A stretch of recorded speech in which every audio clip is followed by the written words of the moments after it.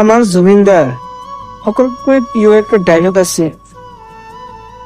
Dialog সকলো মানুহ জানে। মোৰ কোনো জাতি নাই, মোৰ কোনো ধৰ্ম নাই, মোৰ কোনো ভগৱান নাই, মই মুক্ত, মই অসমীয়া। ইয়াৰ আচলতে মিনিংটো কি বহুত মানুহ বুজি নাপায়। তেওঁ কিয় কৈছে এই কথাটো? অর্থাৎ মোৰ কোনো জাতি নাই, মই মানুহ, মোৰ কোনো ধৰ্ম নাই, মানুহ তাই মোৰ ধৰ্ম, মোৰ কোনো ভগৱান নাই, মই মুক্ত,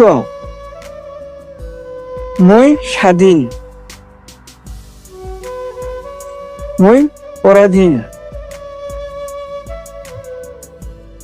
মই অসমীয়া, মোৰ অসমৰ মা, সেয়ে মই অসমীয়া।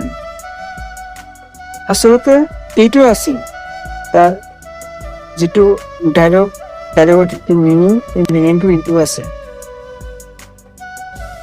আৰু মোৰ জুবিনদাৰ অনুৰাগীসকলক মই অনুৰোধ জনাওঁ,